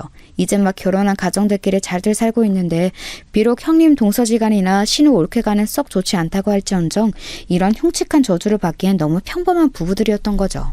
이날 가뜩이나 썩 좋은 기분 상태로 모인 것도 아니었는데 너무 뜬금없고 짜증나는 문자를 받고 더 최악인 상태가 되었어요. 그래서 뿔뿔이 흩어져서들 집으로 돌아갔고 한동안은 이 화제를 입에 올리지도 않았답니다. 하지만 여전히 어머니의 연락은 계속되어서 스트레스를 받고 있던 와중 뭐랄까 첫 번째 신호탄이라는 말로 호칭하는 게 좋을까요? 너무나 난데없는 믿을 수 없는 일이 생기게 되었어요. 내심 저는 이때 그 문자가 정말 진짜로 뭔가를 예언한 내용이었나 의심을 했었더랬죠. 이건 다름 아닌 역시나 너무나 지겨운 어머니의 전화로 알게 된 사실이었답니다. 얘 둘째야 있잖아. 아우 나 죽게 생겼다. 어떡하냐? 네 동서. 그러니까 네 서방님 말이다. 얘네 지금 같이 안 산다고 난리가 왔어. 아이고 이를 어쩌면 좋냐? 어머니는 오만 난리법석을 떨며 저에게 전화를 하셨고요. 안 받으려다가 억지로 전화를 받았던 저는 내용을 듣고 너무 놀라서 동서에게 전화를 걸었어요. 그러자 동서는 그렇게 말도 평소에 안 하고 퉁명스럽게 대꾸하더니 이날은 대답을 해주더라고요. 네, 그렇게 되었어요 형님. 어머니가 뭐라 하시던가요? 혹시 제 탓이라고 하지는 않으세요? 나중에 더 물어보실 것 같아서 한 번에 말씀드리자면요. 저는 이 사람이랑 이혼하는 거 번복 안 해요. 확실히 이혼할 거고요. 이미 서류도 다 썼어요. 이러니 저는 손이 덜덜 떨려서 동서에게 이유를 물어볼 수밖에 없었고 동서는 아주 간단 명료하게 답을 하더라고요. 이유는 딱 하나예요. 아마 어머니는 제 욕 되게 많이 하실 것 같은데 어머니 그 잘난 막내 아들이 바람 피워서 그렇다고 다시 한번 전해주실래요? 암만 말씀드려도 안 믿으셔서 골치가 아파 죽겠어요. 아무튼 전 드릴 말씀 다 드렸으니까 그만 끊을게요. 동서는 이러고 전화를 끊어버렸고 저는 너무 어안이 벙벙해서 더 대꾸하지를 못했어요. 그러다가 어머니께 전화를 했는데 아주 기절하기 직전이라며 한사코 빨리 오라고 하시더군요. 곧장 택시를 타고 갔더니 소파에 누우셔서는 얼음주머니를 대고 울고 계시더라고요. 아휴, 이게 무슨 일이야 진짜. 불효를 해도 정도껏 해야지. 동네 보기 창피해서 어떡하냐고. 얼마 전에 가정보험했다고 내가 그렇게 사진들 찍어서 동장들한테 돌리고 자랑을 했는데 이혼은 무슨 이혼이야. 아이, 둘째야, 네가 좀 막내 달래봐라. 전 여기서 한숨이 푹 나와서 거의 자포자기한 채로 대답을 했어요. 솔직히 이건 어디까지나 제 생각이지만 서방님이 결혼을 한다고 했을 때 이미 많이 신기하긴 했어요. 결혼한답시고 데려왔던 여자친구들이 두어 번 바뀌었었거든요. 금방 실증내는 성격이신 게 여실히 드러났고 세 형제 중 외모도 가장 빼어난 편이었어요. 어머니도 유독 되게 이뻐하는 막내 아들이었고 오냐오냐 잘한 티가 났답니다. 그러니 어머니는 더더욱 본인 아들 편에서 얘기를 하시더라고요. 우리 준민이가 워낙 여자아이처럼 이쁘장하게 생겼어야지. 너도 알겠지만 애가 워낙 여자애들이 많이 꼬이잖냐. 아니, 자기가 단돌이를 하겠다는데도 저마치 멀리서부터 여자애들이 따라오는데 소위 그 꽃뱀이냐 뭐냐 그런 게 꼬이는데 작정하고 속이려고 하면 어떻게 감당해? 아우, 막내는 그런 것도 각오 안 하고 결혼한 거야 뭐야. 이물 화난 신랑 얻으면서 그런 풍파도 각오를 안 했냐고. 듣다 하다 보니 이건 무슨 헛소리인가 싶어 순간 미간이 확 찌그러진 상태로 어머니를 쳐다봤어요. 어머니는 안 한 곳 안 하시고 아직도 상황 파악 안 되시는지 누워서 계속 본인 막내 아들 자랑을 하고 앉으셨더라고요. 이러니 동서에겐 뭐라고 하면서 이혼을 만류했을지 빤히 보이더라고요. 저렇게 날이 잔뜩 서서는 조금도 엮이기 싫다며 치를 떨던 동서의 모습도 이해는 갔어요. 그건 그런데 왜 이 뒤치다거리를 저한테 맡기시는 걸까요? 둘째, 네가 지금 막내네 가서 고기랑 뭐라도 사갖고 둘이 좀 달래봐. 나는 차마 내 자존심에는 못 가겠다. 아니, 잘난 아들 남편감을 안겨줬더니 뭐 여자가 어쩌고 해서 못 살겠어요 어머니? 뭐가 어쩌고 어째? 야, 이런 말을 듣고 나는 걔 얼굴 안 보지. 그렇다고 진짜 갈라서라고 할 수도 없고 얼마 전에는 별 거지 같은 문자까지 오더니 얘가 아주 덩달아 미쳤나 봐. 신나서 지도 쇼를 하겠다는 거야 뭐야. 아니, 네가 가서 잘 좀 달래봐라. 저는 여기서 너무 스트레스를 받아서 돌려 어머니의 부탁을 거절했어요. 왜 제가 이 상황에서 똥물을 뒤집었어야 하는지 모르겠더라고요. 어머니, 일단 상황은 알아야 하니까 그것부터 말씀해 주세요. 동서가 뭐 오해라도 한 거예요? 뭘 알아야 저도 가서 얘기를 듣고 달래고 해보지 않겠어요? 그러자 어머니는 벌떡 일어나 앉아 너 말 잘했다면서 이야기 보따리를 푸셨는데요. 솔직히 그 보따리 다시 묶으시라고 하고 싶을 정도로 쓸모없는 이야기였답니다. 그게 저기 준민이네 회사에 쬐까만 여자애가 있거든? 그 전부터 우리 준민이 따라다니던 애야. 그렇게 나한테도 잘하고 며느리 삼아달라던 애가 있었어. 아무튼 걔가 막내랑 같은 팀으로 일했었어. 그런데 정작 자기랑 결혼 안 하고 준민이가 막내랑 결혼하니까 어지간히 성이 났나 보지. 여기서 저는 말을 끊고 당황해서 물어보았어요. 잠깐만요 어머니. 그러니까 서방님이랑 지금 문제가 난 여자가 동서랑 같이 일했던 동료라고요?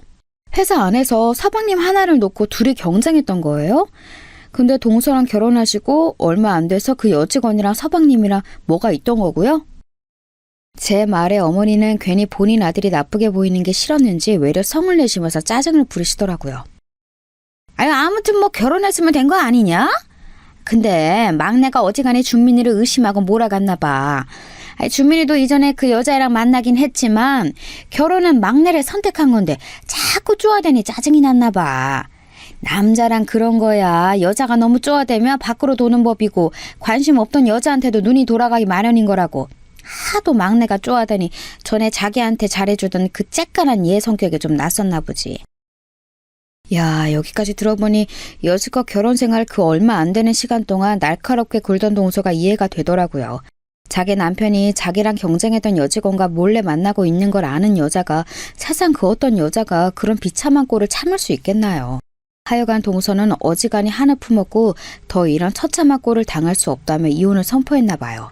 반면 서방님은 동서가 이렇게 크게 나올 줄 몰라서 뒤늦게 매달렸다지만 동서는 꽤 심각한 충격을 받았더라고요. 그러게 지가 지서방 진즉 잘해주고 챙겼어 봐라. 걔가 왜 딴 데 눈을 돌리겠어? 막말로 말해서 걔가 여자가 안 붙게 생긴 얼굴이냐고. 그래도 지랑 결혼해줬으면 고마운 줄 알아야지.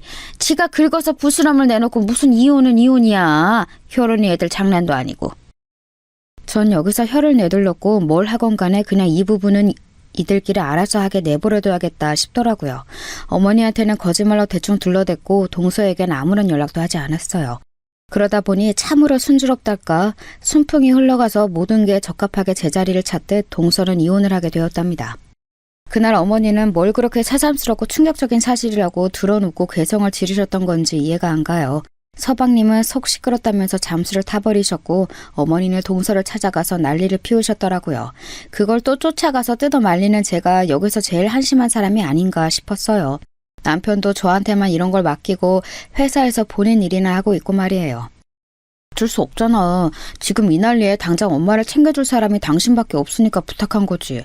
엄마도 당신이 믿음직스러우니까 딸보다 둘째 며느리를 부른 거 아니겠어? 이번 일은 진짜 미안해. 당신이 조금만 엄마를 챙겨줘. 이렇게 말하는 남편의 모습에 참 나도 나지 뭐가 좋다고 이런 사람 좋아서 결혼을 했는지 한숨이 나왔어요. 일단 우리 친정에 잘하긴 하니까요. 자기 엄마랑 관련된 부분에만 과하게 효자일 뿐 저나 우리 집에 그닥 못하는 사위는 아니었어요. 아무튼 문제는 어머니가 이 무렵부터 급격하게 우울증에 걸리셨다는 거예요. 사실 전 이때 몰랐던 사실이 하나 있었는데 글쎄 아가씨가 이혼 얘기가 나오고 있다고 들었거든요. 전 기겁해서 남편에게 몇 번이나 따져 물었어요. 이야 세상에 미쳤다 진짜. 그게 뭔 일이야? 아가씨 결국 이혼하신다고? 아니 그럼 애는? 뭐? 아가씨가 집에서 쫓겨나기도 했다고? 와 환장하겠다. 진짜 이거 뭐야? 아 몰라 진짜 돌겠다. 근데 걔는 뭐 그런 사단이 날 거라고 예상은 했어. 남자는 얼굴 엄마 보지도 않았다는데 덜컥 임신한 상황이니 뭘 기대를 하겠냐고. 아 됐어. 걔는 차라리 이혼하니까 나아. 준민이가 잠수 타고 있는데 딸 하나라고 있는 게 또 저러니 엄마야 지금은 좀 심란하시겠지. 결국 상황은 이렇게 흘러가 얼마 차이를 두지 않고 서방님과 아가씨는 각각의 배우자와 이혼을 한 셈이었어요. 저는 이상하게 뭔가 심장 한가운데가 쫄리는 느낌이 들더라고요. 대체 왜지? 사실 당시에 누구라도 이혼한 사람이 있고 집안 분위기가 사나울 때 그런 이상한 메시지가 왔었다면요. 누가 억하심정에 장난쳤다고 생각하고 넘겼을 거예요. 하지만 그 불길한 문자는 우리 모두 멀쩡히 결혼 생활을 하고 부부란 형태를 갖추고 있을 때 왔었다는 거죠.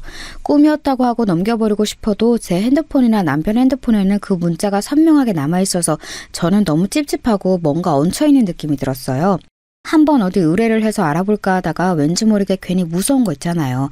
그냥 자꾸 이상한 예감도 들고 해서 이러저러하게 묻히길 바랬답니다. 사람 일이야 어찌 흘러갈지 모르고 그냥 이것도 안 좋은 해프닝 중 하나로 넘어가리라 뒀던 거예요. 그런데 인생은 진짜 때론 장난 같기도 혹은 영화 속 괴로운 장면에 인간을 너무 오래 담궈두기도 하는 것 같아요. 당시 저는 제 앞에서 일어나는 일들을 받아들이기 힘들어서 정신과 의사인 친구에게 상담도 받고 따로 약도 챙겨 먹었거든요. 이건 저희 집에서 3번째로 일어난 정말 이때부터는 잠을 제대로 자기 힘들게 만들었던 사건인 형님 부부의 이혼 때문이랍니다. 솔직히 저는 암만 해도 형제들이다 보니 서방님과 비슷한 외모를 가지고 얄쌍하게 생기신 아주버님도 꽤 여자 문제가 있었을 거라고 생각을 했어요. 어머니가 평소 그렇게 자랑을 하셨으니까요. 그 사이 껴있는 둘째 아들인 우리 남편만 외모 쪽으로는 꽤나 박복했었고 그러니 그런 부분으로 전 걱정은 안 했는데요. 문제는 이번에는 형님 쪽에 유책이 있었다는 거예요. 전 이제 이도저도 다 지겹고 물려있어서 대체 이혼 사유가 뭔지 드러나보자 싶었어요. 하지만 형님과는 연락이 닿지 않았답니다. 아주버님과는 당연히 연락이 안 되었는지 하다 평소 형님과 왕래도 안 하는 저에게 아주버님이 전화를 걸어오셨어요. 저기 재수씨 미안해요. 이 사람이랑 연락 혹시 안 되나요? 따로 연락하고 그랬던 적은 없어요? 재수씨 연락도 안 받나요? 네 아주버님. 저기 같이 있었던 단톡방도 며칠 전에 나가셨더라고요. 그게 혹시 무슨 일이 있으세요? 저도 영문을 몰라서. 그런데 아주버님은 제 물음에 한 2초 정도 공백이 있으셨다가 미안하다며 전화를 끊으시더라고요. 아, 정말 어쩌자고 집에 이렇게 우환이 있는 건지 돌아버릴 것 같았어요. 저도 남편에게 더 묻기도 지겹고 어차피 어머니가 알아서 연락이 오시겠지 싶었는데 잠잠하더라고요. 뭔가 이상하다 싶어서 시댁에 갔더니 아버님이 저를 맞아주셨어요. 그래, 왔구나. 저기, 네 어머니 지금 아파서 누워있다. 세상에 이게 뭔 일이냐들 진짜. 형민이는 아까 다녀가긴 했는데 그러고 나서 네 어머니 저렇게 쓰러진 거야. 자식들이란 게 어쩜 이렇게 하나씩 다 돌아가면서 사고를 치는지 원. 너는 그러지 말아라. 아, 근데 전 이 말이 너무 부담으로 다가오더라고요. 사실상 저랑 상관없는 남의 자식들이 한 일들인데 왜 저에게로 무게가 지워지는 건지. 아무튼 들어가서 어머니 상태를 봤어요. 아주 죽겠다고 앓는 소리를 내시던 어머니는 이번에는 아예 대놓고 며느리 잘못이 맞아서 그런지 열띤 분노를 쏟아내시더라고요. 그년이 아주 그냥, 아휴, 내가 미쳤어. 아주 백리호를 집에 들였다. 형민이 그 녀석 하도 장가를 안 가려고 하니까 어디서건 어떻게든 색시간 만나서 장가 가라고 별의별 모임에 다 밀어넣었지. 그런데 지가 알아서 동창 모임에서 찾아가지고 장가를 간다니까 나야 신나서 결혼시킨 거 아니냐. 아니 너는 한 건물 살면서도 몰랐냐? 근데 이 질문도 황당한 게요. 한 건물 산다고 해봤자 각자 생활 패턴이 다른데 제가 형님네 부부 사이가 어떤지 어떻게 알겠나요? 하물며 쓰레기 버리러 가면서 엘리베이터를 타면서도 형님과 아주버님 마주치기 쉽지 않았어요. 워낙 사무실이며 원룸이며 살고 있는 세대들도 많았으니까요. 하여간 결론부터 말하자면요. 형님은 외도를 하셨다고 하더군요. 남의 일이라고 이렇게 말을 하면 안 되지만 제 딴엔 좀 의외였어요. 그런 사유라면 아주버님 쪽에 있을 거라고 생각했는데 아니더라고요. 보니까 아주버님은 밥만은 외모치고 공부하고 일만 하느라고 장남이라고 오냐오냐 커서 그런지 연애도 거의 안 해보고 쑥맥이셨나 봐요. 그러다가 적극적으로 구해오는 형님을 동창회에서 만났고 무르르도 결혼을 하신 거죠. 근데 세상에 형님은 그전에 이미 재고 있던 남자가 있었던 모양이에요. 누군가가 제보를 해주었던 건지 아무튼 외도하는 내용을 알게 되었다고 하더라고요. 어떻게 걸린 건지 참 이제 와서 그게 중요하진 않았지만요. 하지만 반면에 저는요. 이게 아무리 남의 일이고 안타까운 일이라고 하지만 한쪽 마음이 스산해지면서 잠을 청하기 힘들어지더라고요. 좀 시간차가 있었다고 하지만 그때 받았던 그 섬찟한 내용의 문자 말이에요. 왜 점점 상황이 맞아떨어지는 거냐고요. 다른 분들이라면 어떻게 생각이 되시려나요? 거긴 똑똑히 이렇게 적혀 있었어요. 여기 있는 사람들 싹 다 이혼할 거야. 시간은 그리 오래 걸리지 않는다. 라고 말이에요. 거기 있던 사람들이 9명이었고 총 5쌍이었어요. 그런데 그중 벌써 3쌍이나 이혼을 했다고요. 전 이 사실을 친정에 말했어요. 도통 불편하고 무섭고 찝찝하고 한편으로는 수치스러운 내용이다 보니 누구에게 말을 하겠어요. 저희 친정엄마는 듣고 왜 진즉 말을 안 했냐며 경악하시더라고요. 아휴, 야 뭐냐 이거? 어디 드라마에서 나온데도 이보다 더하진 않겠다. 아니, 니네 시어머니는 대체 자식들을 어떻게 키운 거야? 그렇게 상견례 잘난 척을 하고 별 쇼를 다 하더니 자기가 고생을 엄청 했고 이래서 자기 또래들 중 자기보다 잘 사는 사람 별로 없다고 그렇게 침이 마르게 자랑을 하더니만. 저희 엄마 말마따나 우리 어머니는 상견례 때 차마 듣고 있기 힘들 정도로 민망하게 본인 자랑을 하시긴 했어요. 옆에 아버님은 기가 싹 눌려서 한마디도 못하고 밥만 계속 드셨고요.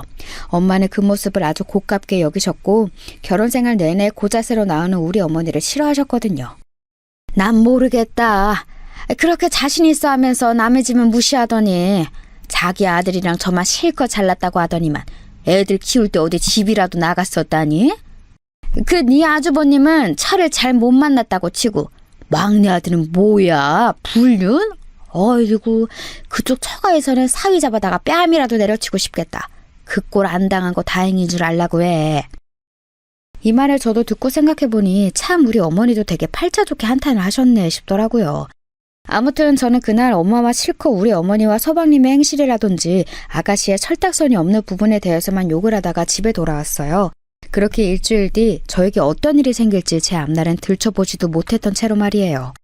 아직도 저는 이 일을 떠올릴 때마다 진정이 잘 안 되어서 심호흡을 가끔 울음이 올라오기도 해요. 저를 너무 바보 같고 어리석다고 여기지 말아주시고 그냥 제 잘못은 아니니까 가엽게 여겨주시면 감사할 것 같은데요. 이후로 일어난 일이 뭐였냐면요. 참나, 왜 슬픈 예감, 나쁜 예감은 웬만하면 다 맞게 가는 걸까요? 저 그렇게 허투루 살아오고 나쁜 일 하며 살아온 인생 아니거든요. 참 한심한 소리지만 저도 뻔한 소리 하나 할게요. 제가 그런 일의 주인공이 될 줄은 정말 조금도 꿈에도 상상을 안 했고 해보기를 소름 끼쳐 했는데요. 제 일이 되었네요. 이제 모든 걸 싹 자르고 얘기하자면 그 순딩순딩한 사람 좋은 돼지 같은 우리 남편 말이에요. 이 인간에게, 이 살이 뒤룩뒤룩 찐 인간에게도 아내인 저 외에 애인이라는 존재가 키워지고 있었더라고요. 그것도 한참 어린 아가씨. 직장 동료랑 저 몰래 근거로 피해 다니면서 출장 겸 사랑의 여행을 즐겼더군요. 이 사실을 알게 된 건 제 휴대폰에 도착한 의문의 사이트 주소 때문이었어요. 한창 여러 일로 신경 쓰이다 보니까 위가 아파서 위약을 먹고 잠도 잘 못 자고 불편해하던 저에게 그날의 그 사이트 주소는 정말 여러모로 저를 산산조각 내버렸어요. 보이스피싱인가 싶어 안 건드리려다가 저와 제 남편의 이름을 운운하면서 다시 한번 보내기에 설마 하는 마음으로 눌렀어요. 그런데 전 보자마자 비명을 지르게 되었답니다. 이게 뭐야? 어머 세상에. 제 앞으로 온 그 사이트는 어떤 익명의 계정 페이지를 보여줬는데요. 그 안에는 슬쩍 모자이크가 된, 하지만 저는 또렷이 알아볼 수 있는 우리 남편 같은 남성이, 저도 앞면에 있는 한 아가씨와 다정하게 어울리는 사진들이 잔뜩 있었어요. 심지어 그 사진마다 이렇게 표기가 되어 있더라고요. 5월 7일 파주? 동남 모텔? 6월 17일 남양주 펜션. 잠깐만. 저는 곧장 남편과 제가 나눴던 톡 메시지 창을 열어서 그 낮자별 남편이 나눈 문자들을 확인해 보았어요. 딱딱 합을 맞춰가면서 검색해서 보니 그때마다 남편은 정확히 저 장소에 간다고 저에게 알렸었고요. 때마다 당연히 출장을 간다, 외근을 간다고 말을 해두었더군요. 불안해진 저는 카드사 홈페이지를 열어서 결제 내역을 다 살펴보았고요. 정확히 모텔이나 펜션비를 결제한 내용은 없었지만 뭉텅이로 몇십만 원씩 전날마다 인출한 내역들이 있었어요. 어디인지 안 찍혀 있고 그저 현금을 인출한 내용 말이에요. 그리고 굳이 이런 걸 퍼즐 맞추듯 조합해보지 않아도 그 비밀 계정 사이트 안에 올려진 남녀의 사진은요. 누가 봐도 세상 사람들은 모를지언정 한 입을 덮고 사는 와이프인 저는 명확하게 알아볼 윤곽이었어요. 아들 비만이니 걱정된다며 저한테 맨날 아들 살 좀 빼게 하라고 잔소리하시던 그 어머니의 아들, 외모로서는 참으로 매력이 없지만 사람 만나는 좋고 수더분해서 결혼을 결심했던 그 사람. 그 두툼한 손가락이며 반지가 잘 안 빠져서 고생해서 쇠독 상처가 슬쩍 올랐던 부분까지 저는 알아볼 수 있었어요. 그런 인간이 저랑도 두어 번 인사했던 회사 막내 직원 아가씨와 그러고 다녔었더라고요. 여기서 저는 너무 기가 막혀 소리를 낼 수도 없었고요. 울 수도 없었어요. 정말 심각한 상황에 처하게 되면 사람은 아무것도 하지 못하더라고요. 게다가 너무 기막히게도 저는 이 사이트를 확인하고 난 뒤 남편의 반응이 더 어이가 없더라고요. 정말 아무렇지 않게 제가 이런 사실을 알 거라는 걸 전혀 상상도 못한 얼굴로 퇴근을 했거든요. 아, 피곤하다. 오늘 저녁 뭐야? 에? 아무것도 없네? 당신 어디 아파? 표정이 너무 안 좋은데? 나가서 밥 먹을까? 저는 남편의 이런 반응이 정말 뭔가 더 얘기할 수 없이 서글퍼졌어요. 차라리 나에게 그렇게 수더분하게 잘해주지라도 말던지, 우리 가족들에게 잘하지나 말던지, 그러면 마음 놓고 딱 한 방향을 정해서 미워할 수 있었을 텐데 말이에요. 저는 꾹꾹 속을 눌러가면서 겨우겨우 아니라고 거리를 뒀지만 그날 밤 저는 꼴딱 하얗게 지새웠어요. 그러면서 너무나 편안하게 라면까지 끓여 먹고 잠들었다가 일어나는 남편을 보니 도저히 이성적인 반응을 할 수 없겠더라고요. 아침에 말짱이 옷을 차려입고 나가려는 남편을 지그시 불렀어요. 당신 출근하는 거야?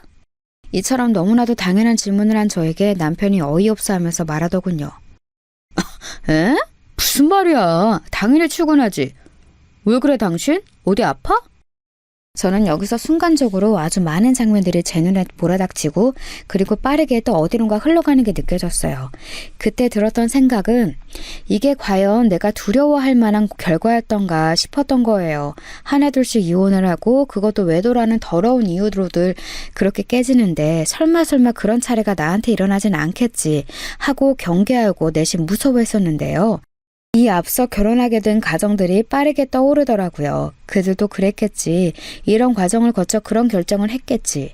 그렇다면 이혼하는 게 과연 불행한 일인가? 배우자가 그렇고 그런 사람들이란 걸 알게 되었는데 이혼이 그렇게 나쁘고 재난 문자 같은 일인 건가? 이렇게 복잡스레 생각을 했어요. 그러다가 저는 돌연 남편을 보고 이렇게 말했어요. 나 아파. 마음이 아파. 제 말에 흠칫 놀란 남편은 뭔 일이 있냐면서 제 옆에 왔고 왜 그러냐면서 제 어깨에 손을 대는데 저는 그 손을 잡고 저도 모르게 이렇게 말을 했어요. 당신 왜 그랬어? 그 여직원이 그렇게 좋아? 나만 이혼해주면 되는 거지 우리 집도? 이렇게 거의 넋이 나간 표정으로 남편을 쳐다봤던 것 같아요. 그때 제 두 눈을 뚫어져라 꼿꼿하게 응시하던 남편의 표정이 저는 잊혀지지가 않아요.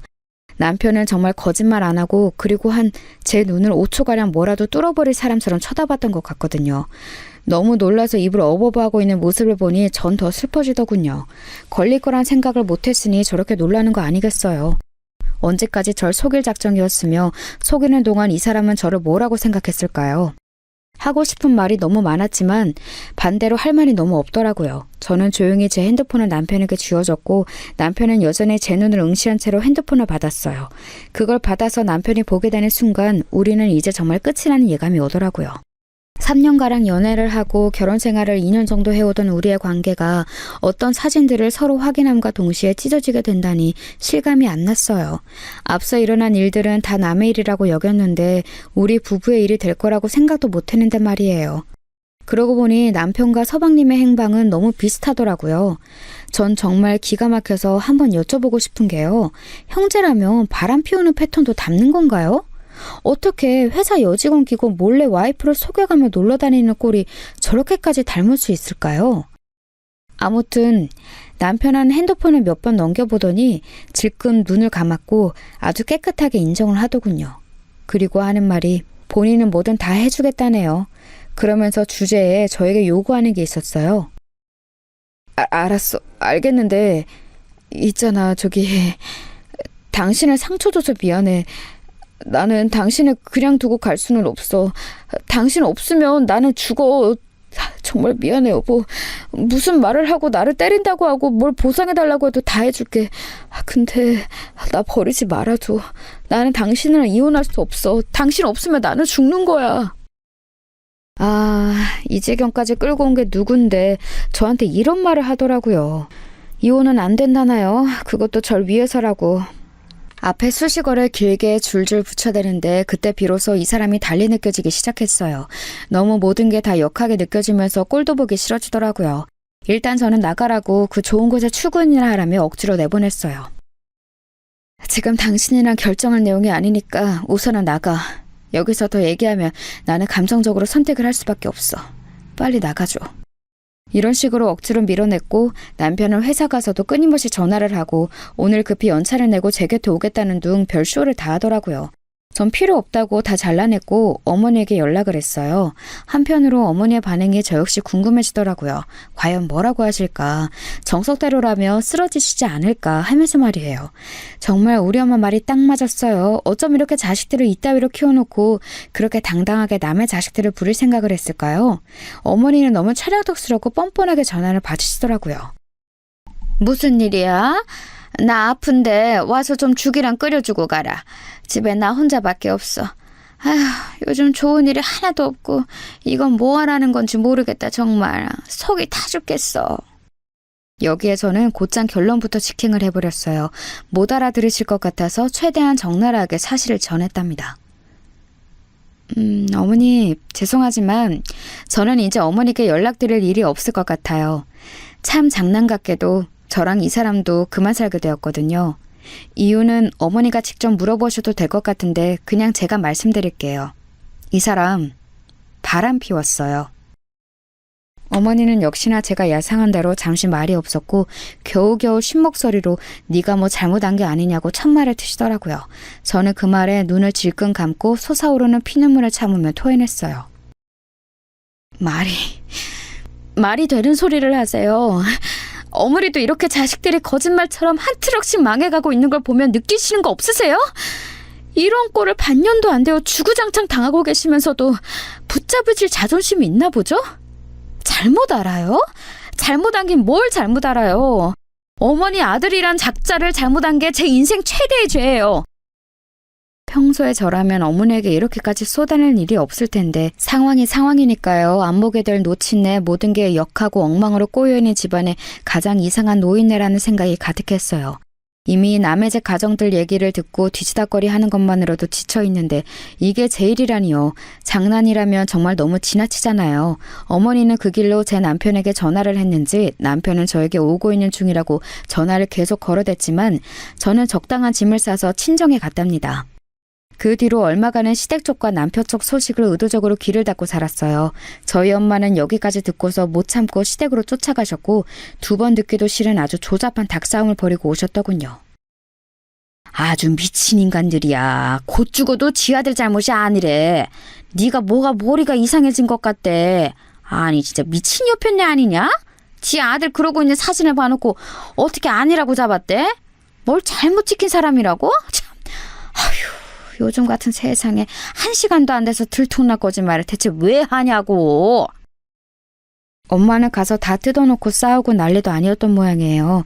저는 이혼 관련 단계를 밟아가던 중 심적으로 무척 지쳐 있었어요. 그러던 중 아주 의외의 인물로부터 연락을 받게 되었으니 그 사람은 바로 동서였답니다. 이 집에서 가장 먼저 이혼하고 나가버린 이제사 그 심정이 너무나도 이해가 되는 동서 말이에요. 그런데 저는 여기서 동서의 말을 통해 더더욱 온몸이 쭈뼛해지는 내용을 확인하게 되었어요. 형님, 이혼하신다는 얘기 들었어요. 저기 형님 있잖아요. 제가 하나 더 알려드릴 사실이 있는데요. 그 문자 보낸 거 저예요. 문자? 문자라고? 무슨 문자? 설마 저기 우리 남편 사진 보낸 그거 말하는 거야? 그게 동서가 보낸 거라고? 너무 놀라서 입이 안 떨어지는 저에게 동서는 끄떡도 않고 쭉 이어서 말을 하는데요. 더 충격적인 말을 하더라고요. 그것뿐이 아니고요. 그 전에 우리 다 같이 받았던 문자 있잖아요. 그거 다들 이혼하게 될 거라는 거 말이에요. 그거 예약 문자로 제가 보낸 거예요. 전 이때 전화를 더 받고 있어야 할지 끊어야 할지 사리분간이 안 되었어요. 이 무슨 미친 소리랍니까? 말도 안 되는 내용인 거죠. 그게 무슨 말이야? 저기 동서. 아니, 왜 그런 짓을 한 거냐고. 말이 안 되잖아. 동서가 왜? 그런데 동서는 저에게 떨리는 목소리로 한풀이를 하더라고요. 더 웃긴 거 말씀드릴까요? 그 집이요. 진짜 엉망진창이에요.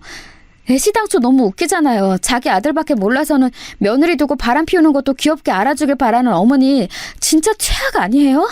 솔직히 저는 다들 엿먹어보라고 나만 망하기 싫어서 흥신소에 이것저것 알아본 거예요. 야, 진짜 영화보다 현실이 더 지독하다고.